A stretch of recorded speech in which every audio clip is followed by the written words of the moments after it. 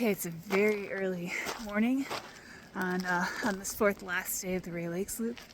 I had an interesting night. That nice campsite I found that had basically like the carved like places to sit around a fireplace and the bear box and everything. I don't usually choose that campsite, and for a reason, right after I stopped filming yesterday, two more groups walked up. One was a group of three, and they were pretty quiet. They're the ones who camped too close to the water at Rae Lakes, but they were pretty quiet. They're doing the backpacking loop. And another was a group of six. And they took over that bear box area. They set up bigger tents. They were talking until like 10 p.m. in and out of the bear box. And then usually I get up before people like that. They got up pre-dawn in and out of the bear box, walking past my tent to get water, shining the light in the tent as they were going by inadvertently. But they set up a big fire. They started talking all before the first bit of light. So I kind of started getting ready and packed up. I waited till I actually had visible light to get on the trail, because why would I night hike here? So that's my morning so far. Headed out. So I headed down Bubbs Creek and should be coming out Road's End today. And I don't mean to harp too badly on people who go into the backcountry like that, sort of more of a almost a glamping backcountry trip. Looks like it's a lot of fun with friends. It's just when I'm doing my solo wilderness adventures, that's not really what I'm here for. The wilderness has room for both. It's just I gotta pick my campsites a little bit more carefully.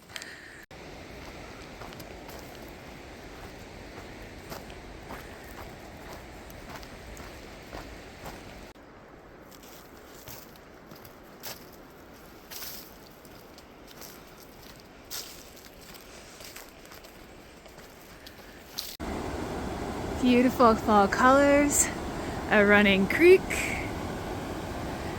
bear scat, and trail.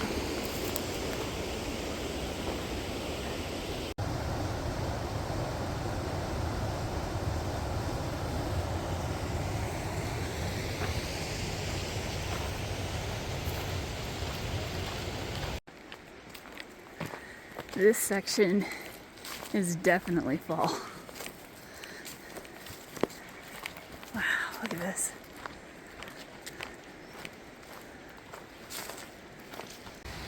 Alright, hitting Sphinx Junction right here, which is significant because in Sequoia, Kings Canyon, Yosemite, you have to hike usually at least 4 miles. They've got start points where you can begin camping, minimum distances you need to begin camping, and that is right here.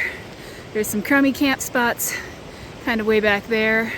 I did down the trail past some campsites that were kind of above the creek that looked kind of nice, but this is the first place you can camp. This is a trail that leads to Avalanche Pass, but I'm gonna stop and take a little video of the creek here. The creek and fall. And then it should be 4 miles to Road's End. So the fun part about this, it says 4.1 there. The fun part about this is it's 4 miles to Road's End, but it's 2 miles to basically the end of this loop. So I've got 2 miles to finish the loop, and then 2 miles of trail that lead back to the trailhead. So 4 miles seems kind of big. 2 and 2 seems doable. Now I know I'm getting close to the trailhead. The head net went back on. I have no clue why the gnats are just so notoriously bad in this particular section just off of Road's End. All I know is that the day hikers are usually pretty jealous when they see my head net. I was looking down at all of these rocks because I already slightly rolled my injured ankle on one of them, so I was looking down to make sure I didn't do it again, and when I look up, I saw this. So this is the main canyon of Kings Canyon. Maybe I should stop while I'm talking. Main canyon of Kings Canyon. It's the South Fork of the Kings River. It's the only I think the Kings River has 3 forks, and it's the only fork accessible by car, and it's only seasonally accessible, so it will be shutting down soon.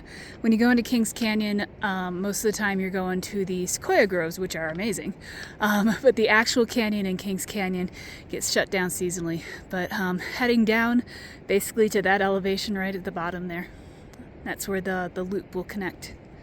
So this lovely bridge here, and lovely because it's intact, is just about where the loop closes.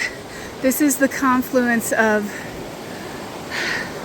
Bubbs Creek right here, and technically the Kings River / Woods Creek. In my headspace, this loop is 2 creeks in the John Muir Trail, even though going up Paradise Valley, you're technically going up the South Fork of the Kings River. But in my headspace, the South Fork of the Kings River starts right here, excuse me, right at the confluence. Beautiful, beautiful clear water. I love the clear water in Sierra Nevada. It's just really cold. Okay, and just past that bridge is the trail junction. There was a shortcut just a couple feet back up to the Paradise Valley Trail. But here's where I started the loop, where I split. So when I came in, I went up to the left towards Mist Falls, and I just came from the right there. So loop is closed, and now it is 2 miles to Road's End. So I've got this nice shaded forested area, and then I'm gonna have an open area, and then it's the ranger station.